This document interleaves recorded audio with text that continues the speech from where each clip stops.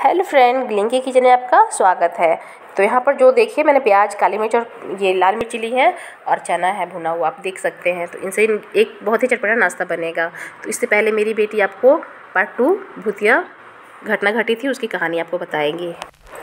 उस दिन तो मैं आपको बता दी थी मेरे साथ क्या क्या बीता था। तो जब से मैं उस घर में शिफ्ट हुई और कुछ महीने के बाद हम लोग का अजीब सा नेगेटिविटी एकदम फील होने लगा।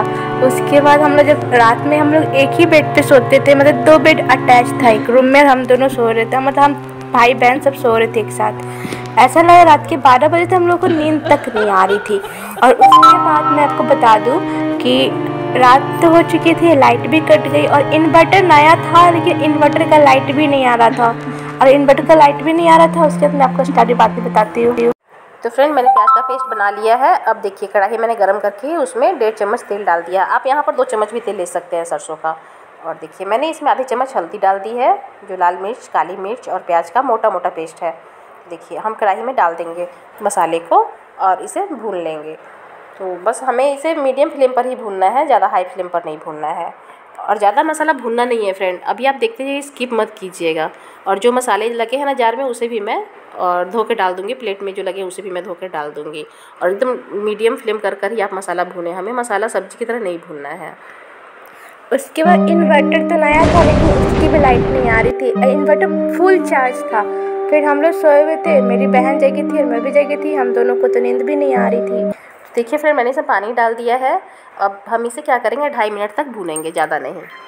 मेरे को और मेरी बहन को नींद नहीं आ रही थी और मुझे आवाज़ सुनाई दे रहा था एकदम अजीब से, जैसे कि बेड के नीचे कोई है जैसे कि कुहर रहा हो, रो रहा हो, इस तरह का आवाज़। तो मैं सुनी थी और मेरी बहन भी सुनी।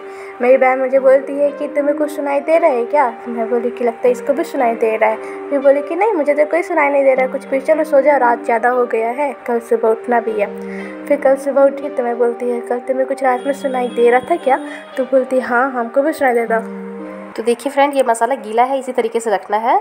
तो अभी 1-1.5 मिनट हुआ है भुने हुए, मैं थोड़ा सा और भूनूंगी। अब कहानी सुनिए। तो मैं बोली कि हाँ, मुझे भी सुनाई दे रहा था, पर मैं तो बोली नहीं थी क्योंकि मुझे भी डर लग रहा था। तुमको बोलती तो तुम भी डर जाती इस वजह से। और हम हनुमान चालीसा, मतलब मुझे याद तक नहीं था हनुमान चालीसा मैं कैसे उल्टा सीधा बोले जा रही थी। देखिए फ्रेंड, ये मसाला भून गया है। इसी तरीके का कच्चा ही रखना है, बस मैंने बोला कि आपको 2.5 मिनट तक ही भूनना है। तो देखिए अब हम क्या करेंगे, इस चने को हम इसमें डाल देंगे। अब हम इसे बस चलाएंगे 20-25 सेकेंड तक, उसके बाद गैस को ऑफ कर देंगे और सर्व करने के लिए तैयार करेंगे। तो पहले इसमें हम नमक डाल देते हैं, क्योंकि भुना हुआ चना में नमक पहले से होता है। तो हम सबको मिक्स करके तैयार कर लेते हैं। उसके बाद मैं बताई सबको, मम्मी को, पापा को। तो पापा बोले कि तुम लोग को मतलब तुम लोग के अंदर में ना इसी तरह डर रहता है, हमेशा डरते रहती है। लेकिन पापा को अभी तक विश्वास नहीं हुआ।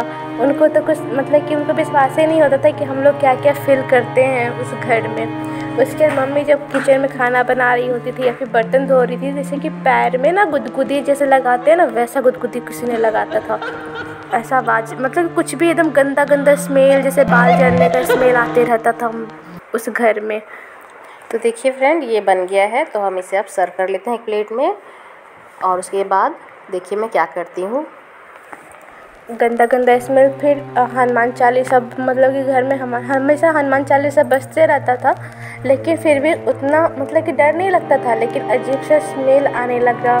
फिर अचानक से इतना ज़्यादा मतलब कि होने लगा, सब कुछ इतना ज़्यादा बढ़ते चला गया, बता नहीं सकती।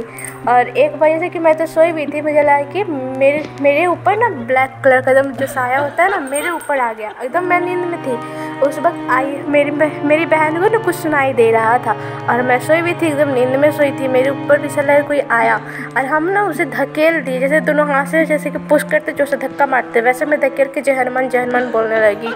तो देखिए फ्रेंड, मैंने चने में, मसाले वाले चने में मैंने बारीक बारीक कटा हुआ प्याज भी डाला है। ये बनकर तो तैयार है। इसे आप इसी तरीके से खा सकते हैं, बारिश हो या ठंडा, गर्मी, जब भी आपका मन करे तब खाइए। इतना चटकदार मसालेदार ये बनती है ना, मैं क्या बताऊँ, बहुत ही टेस्टी बनकर तैयार होती है। अब आप चाहें तो इसमें धनिया पत्ती भी स्प्रिंकल कर सकते हैं। तो मैं स्प्रिंकल करूँगी इस पर। आप देखिए बहुत ही चटपटी मज़ेदार है। आप घर का चना भी भुना हुआ ले सकते हैं बनाने के लिए और बाहर का भी।